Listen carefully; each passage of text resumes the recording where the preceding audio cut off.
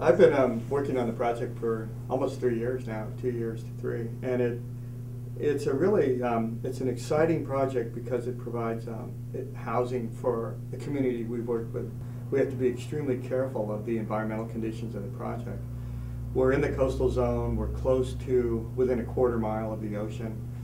We're in an area that there's potential habitat issues for endangered species, and we're in a permitting climate that's very rigid and overlaps by many different organizations. Just to get a permit associated with the habitat issues, there's almost 20 different organizations that you have to comply with all the requirements, because you have to satisfy a real human need in terms of housing, but you also have to satisfy a number of agencies where the only item on their agenda is protecting the habitat from human intervention or human involvement.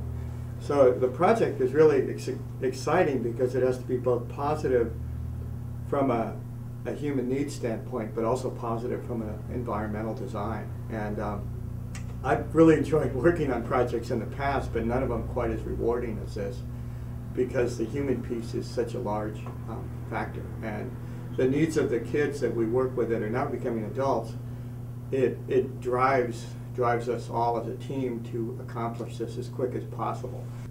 And projects that I've worked on in the past, very similar habitats that have been impacted. We've taken 3 red-legged frogs and gone to 10,000 red-legged frogs. So I think that'll be one of the side effects of this project. We're creating habitat specifically for species that are struggling, that are great wetlands indicators.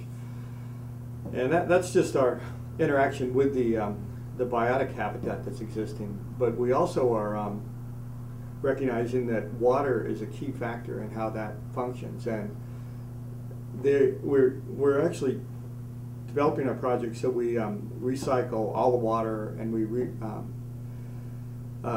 actually recharge the groundwater, so we have more water entering the marsh than was before even our project was constructed. So what we're really focusing on is local water, local use, local return, local recycle. And we're taking rainwater, which normally would run off in a highly clay soil, and we're infiltrating it. And we're taking sewage, and we're using that as a highly treated water. We treat it to drinking water quality for restoring wetlands and also for organic farming. And then the other issue is power has always been critical for both commerce, and the impacts of that statewide and nationwide is large. So we're focusing on solar power for both heat and electricity. And it's a great climate. We're focusing on using the temperature of the groundwater for cooling the building. So we're getting away from the majority of the power loads on these buildings. What comes through all of this is a fairly complex operational system, which again, you have to monitor the wetlands, you have to monitor the power source, you have to monitor your infiltration source, which creates a great series of jobs that go from relatively low-tech jobs to high-tech jobs for our community. So we can integrate our community into operating a highly green facility. We not only just separate, like a typical project would just separate itself from what would be considered habitat, we actually enhance that habitat in restoring that area of separation in areas that have been damaged with the natural diversity, biotic diversity, what you'd expect to see in that wetlands hundreds of years before European intervention. The non-native plants, pampas grass is the big one. Then they're everything from the ox-tongue weeds to there's tons of them.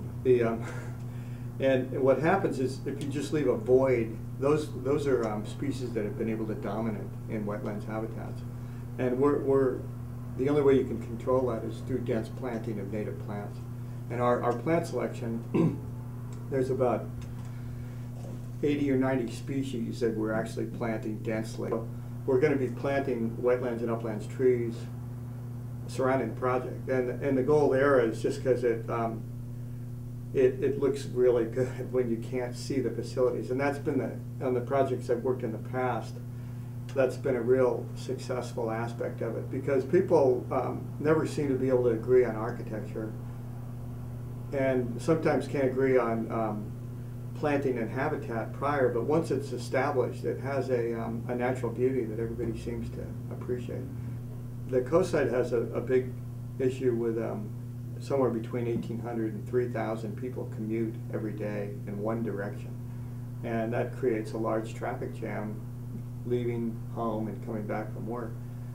And this particular site is north of all of that flow, so it creates a negative traffic flow during peak hours, where people that would normally work over the hill would work in this location. And just based on the initial traffic study, they estimated about 50% of the people would do that. The office park can employ as many as 600 individuals, so that's a significant impact. The project's designed to phase, and so it only comes along as the demand for that is. It's not like there's going to be a bunch of buildings that are constructed that'll stay vacant. What's really cool is that you can take a human need or a public works project and have some significant benefits to the environment, and I think we have a team that'll actually do that on this project.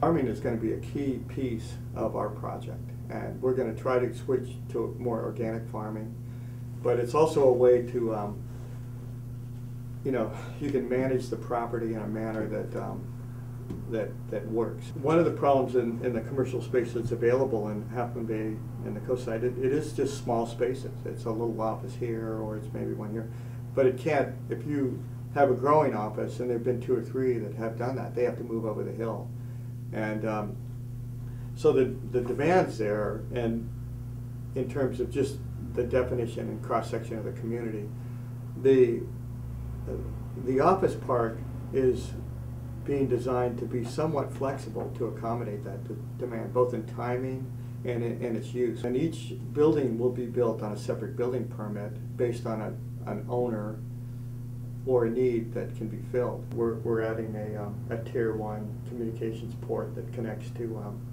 Silicon Valley, and better power sources. So we're adding a good backup system and also a good solar system. So if you're a green business, it's a very attractive type of complex. We're not prone to tsunamis. There is a potential anywhere on the West Coast, but the majority of the tsunamis that have an impact in California do come from the north, and there's potential in some large subduction zones off Oregon and Washington, but they're all generated southward waves, and we're tucked in around the corner. And the larger impacts, the largest that's occurred in the last 200 years was the 1946 earthquake, and everything else has been smaller in terms of waves. And the worst case scenario can be expected to bring some level of inundation up to elevation 14. We've set our floor levels at elevation 20. We're not just sort of an independent housing and an independent office, that they're very difficult to connect those. We actually have designed it where they're integrated from the get-go, both in the monitoring, the design, the operation, because we can make it seamless for the people that bring businesses, and where there are all the issues that they really, in a complex environment, would have a hard time covering, and in the same sense create great job opportunities for the people that live in our center. Great pool. It's going to be probably 6 lanes, and it's designed to accommodate some level of competition on the weekends, where we can do off-peak traffic loads and things like that, where we can have some special needs facilities. They park at the office park when the office park isn't functioning, but we can't accommodate any of those needs that would occur during peak usage or peak recreation usage, but it gives us some ability to look at it. It's so large because it's also our fire protection, and it creates another additional resource in that whole community, because our fire protection can be utilized for other facilities that are close by. It's just one other piece in the puzzle. The independent studies have indicated that there is no significant impact associated with the project, and then the review of comments from agencies and individuals has also verified that there is not. And then the next step is that you have to not only show that there isn't, you have to design and maintain the project in a manner that there isn't. And you can't just say at this step we have no traffic problems. We have mitigations that ensure every step of the way we verify that there are no traffic problems. And if traffic problems show up, then the project grinds to a halt.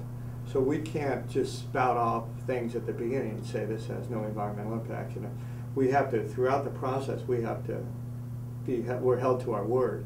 And the Coastal Commission, for example, people have said, well, I hear it all the time, you're building in a bird sanctuary, you're building in a wetlands, you're building. None of those things are possible under the current permitting process.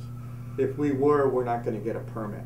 So, and these agencies, they're diligent and dedicated. They aren't, you can't buy them, you can't influence them. They are going to do what they feel is right because most of these people are dedicated to protecting the environment. There's so much interest in it from all the agencies and individuals. So that's actually been helpful. It's really let us fine-tune a number of things and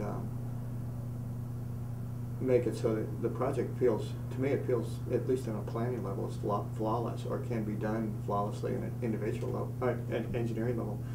And that's really a side benefit of project opposition or project involvement. It really makes you look at the details of the project. Parents with special needs know that everything is a little different, you know, like the approach to schools and community and support. I think it will have some larger outreach because it's an economic model and it's also an environmental model and it's also a career success model where people don't just live there, they have a value in terms of what they're contributing to society.